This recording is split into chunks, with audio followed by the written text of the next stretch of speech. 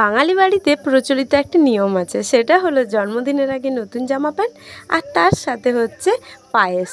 এই দুটো ছাড়া বাঙালি বাড়ির জন্মদিন হয় না। তো একটা কমপ্লিট করার জন্য আমরা পৌঁছে গেলাম ছেলে আর আমার জন্য শপিং করতে। আর শপিং মানেই প্রচুর আনন্দ। আবার বর যখন বলে যে চলো শপিং করে আসি। তো বন্ধুরা কেমন আছো? বিলম্বিতার গল্প কথায় তোমাদের সবাইকে অনেক অনেক ওয়েলকাম আর মিষ্টি মিষ্টি গুড মর্নিং। আমিও খুব ভালো আছি আর আনন্দে আছি। যাব এখন শপিং করতে, বরের জন্য অপেক্ষা করছি। বর এখন দোকানে বলছে 5 মিনিট, প্রায় আধ ঘন্টা কাটিয়ে দিয়েছে। 8টা নাগাদ আমরা বাড়ি থেকে বেরিয়ে গেলাম। খুব স্পিডে ডিসাইড করলাম কোথায় যাব। প্রথমে 1-2টো জায়গা না করে দিয়ে চললাম অপোজিট সাইডে। আর এটা আমাদের প্রত্যেকবারেই হয়, বেরোনোর পর ডিসিশন নিতে হয় যে কোথায় যাব। মানুষ একটু বিরক্তই হয় আমাদের ওপর। আর হঠাৎ এখানে অভিজিতের সাথে দেখা, কিন্তু অভিজিৎ এসেছিলো ওর বন্ধুদের সাথে, তাই ও তো যাওয়ার ছিল অন্য ফ্লোরে, তাই ওকে ছেড়ে আমরা চলে যাচ্ছি আমাদের ডেস্টিনেশনে। তো এই যে ছেলের জন্য কেনাকাটার জন্য চলে এসেছি। এটা আসলে বড়দের জন্য, কিন্তু যেহেতু ছেলে আমার হেলদি গুলুমুলু, তো ওর হচ্ছে এখানে জামাগুলো খুব সুন্দর সেটিং হয়। ছেলের জন্য কিছু জামা দেখলাম, কিছু প্যান্ট দেখলাম। ছেলের কিছুই পছন্দ হচ্ছে না। ছেলের পছন্দ করা একটাই, সেটা হলো সবুজ কালার। ওর হচ্ছে সবুজ কালার এত পছন্দ যে ছোটোবেলা থেকে আমাকে খুব হ্যাকেল হতে হয়, নাজেহাল হতে হয় এই সবুজ কালারের জন্য। প্যান্ট যদি সবুজ দেখে নিয়েছে সেটাই নেবে, সে ছোটো হোক বড় হোক, যেমন হোক বাজে হোক, কোনো বিচার বিবেচনা নেই। আর এদিকে জামাতেও তাই। 3-4টে সবুজ জামা নিয়ে চলে এসেছে। আমি ওকে বলাতেও ও একটু মন খারাপ করলো। আমি ওকে তারপর বুঝিয়ে বলতেও রাজি হয়ে গেল। আর এদিকে দেখলাম এই সবুজ জামাটা বেশ সুন্দর, তাই ওকে কাছে এসে বললাম দেখো তো এই সবুজ জামাটা খুব ভালো। ও সবুজ দেখার পর খুব খুশি হয়ে গেল।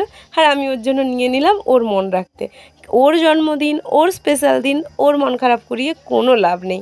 আসলে ও যেটাতে খুশি সেটাই তো আমার জন্যও খুশি হওয়া উচিত। ওর যেহেতু ফেভারিট কালার। মানুষও অনেক কিছু চুজ করছিল। এই যে পেছন দিকে দেখতে পেলে অভিজিৎ আছে।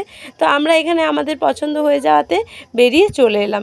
ছেলে বলল আমি তো লিফট ছাড়া হেঁটে হেঁটে যাব না, আমরা উপর সেকশানে যাচ্ছি, কারণ শুনলাম ওখানে নাকি প্রচুর অফার দিচ্ছে আর ডিনার সেটে প্রায় 50% অফ। তো বললাম চলো না একটা ভালো দেখে ডিনার সেট নেই। আর ডিনার সেট ভাঙার গল্প একদিন তোমাদের শোনাবো। এখানে এসে দেখলাম একদমই আলাদা ব্যাপার। এখানে সব প্লাস্টিকের আর ফাইবারের সেটগুলো ছিল, আর আমি সেই সিরামিক কিংবা হচ্ছে যেই চীনামাটি হয় ওই সেটগুলো চাচ্ছিলাম। তো আমার তো পছন্দ হলো না। তো আমি এখানে কাচের বোতল দেখতে পেলাম, তো ছর্দির জন্য একটা কাচের বোতল পছন্দ করলাম, কারণ ছর্দির এগুলো দেখে খুব ভালোই লাগবে, ও এই টাইপের জিনিস পছন্দ করে। তো যাচ্ছি যখন ভাবলাম ওর জন্য কিছু একটা নিয়ে যাই, তো এটা ওর জন্য উঠালাম। আর আজকে তো ব্যাগেও মারাত্মক রকমের অফার দিচ্ছিল। তারপরে আমরা চলে এলাম মাইক্রো ওভেনে খাবার টাবার গরম করার জন্য কিছু বাউল সেট নেওয়ার জন্য। তো এখানে এসে এইগুলো দেখলাম বেশ ভালো। আর মাইক্রো ওভেন যেহেতু আমাদের আগে ছিল না, তো আমাদের কোনো সেটই ছিল না, তাই কিছু কিছু জিনিস এখান থেকে উঠিয়ে নিলাম।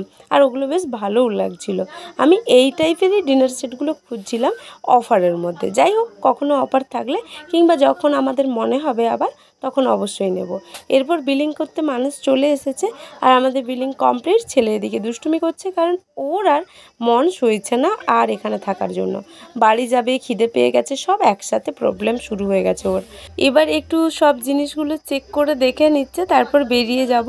কিন্তু ছেলে বাইরে গিয়েও আবার ভেতরে এসেছে, কেন আমাদের লেট হচ্ছে এই জন্য। এরপর বেরিয়ে এসেই ও বলছে মাম্মা মোমো খাওয়া, কিন্তু আমাদের এতটা দেরি হয়ে গেছে যে মোমোও পেলাম না। বাড়িতে এসেই নতুন জিনিসটাতেই খাবারটা গরম করে নিলাম, মানে উদ্বোধন করে দিয়েছি। এরপর ছেলেকে সবার প্রথমে খেতে দিলাম, কারণ ওর খুব খিদে পেয়ে গেছিলো। আজকের ভিডিওটা এখানেই শেষ করছি। তোমাদের যদি আমার ভিডিও ভালো লাগে অবশ্যই চ্যানেলটাকে সাবস্ক্রাইব করে পাশে থেকো। Bye bye.